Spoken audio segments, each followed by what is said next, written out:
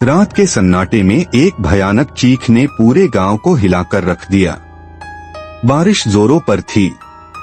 कीचड़ से भरी कच्ची गलियों में एक लड़का बेचैनी से भाग रहा था। उसके पीछे एक काला साया खामोशी से तैर रहा था। गांव के किनारे एक पुराना मंदिर था जिसे सब मृतकों की घंटी कहते थे। मान्यता थी कि जो भी उस घंटी को छुएगा वह किसी न किसी सोई हुई आत्मा को जगा देगा और वह आत्मा शांति नहीं बल्कि बदले की आग से भरी होगी। वेदांत एक युवा लड़का जो हाल ही में शहर से अपने दादा रियाज अहमद के साथ गांव आया था, बचपन से ही रहस्यमय कहानियों का शौकीन था। जब उसने गांव के लोगों से उस मनहूस घंटी की बात सुनी तो उसका जिज्ञासा काबू से बाहर हो गया। क्या आप इस घंटी की आवाज कब्रें खोल देती है। अगर ये बजी तो कुछ भी नहीं बचेगा। लेकिन जिज्ञासा के हाथों मजबूर होकर एक रात वेदांत चुपके से मंदिर जा पहुंचा। दरवाजा खुद ब खुद चरमराते हुए खुला। ठंडी हवा के झोंके ने उसके शरीर को झकझोर दिया। सामने सुनहरी घंटी धीरे धीरे हिलने लगी। वेदांत ने जैसे ही उसे छुआ, एक जोरदार ठन की आवाज पूरे जंगल में गूंज उठी। पेड़ों से पक्षी उड़ गए। आसमान पर बादल गरजने लगे। अचानक मंदिर की छत पर एक साया उभरा। लंबे नुकीले नाखून, उल्टे पैर, फटी पुरानी साड़ी, लाल शोले जैसी आंखें, वो थी चमका चुड़ैल। वही औरत जिसे सालों पहले कुछ क्रूर जमींदारों ने जादूगरनी कहकर जिंदा जला दिया था। अब वो जाग चुकी थी और घंटी बजाने वाला उसकी सूची में शामिल हो चुका था।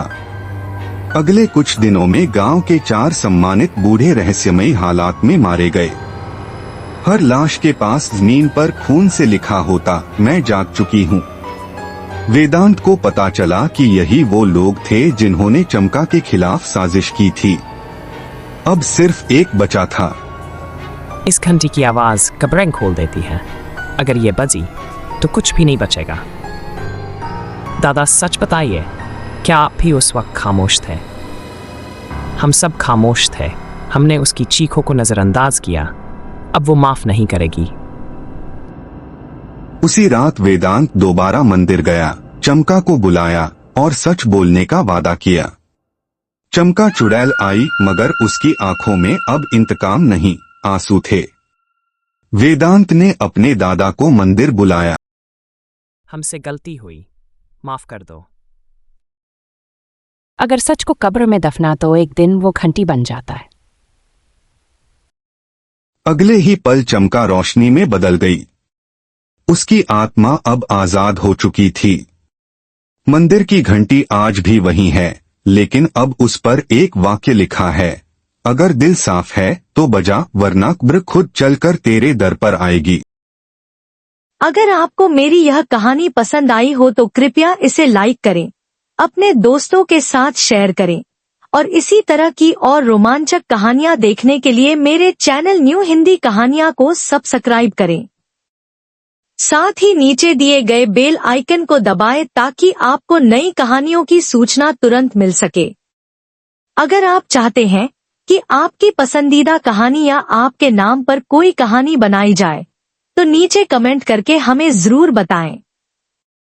आपकी राय हमारे लिए बहुत महत्वपूर्ण है।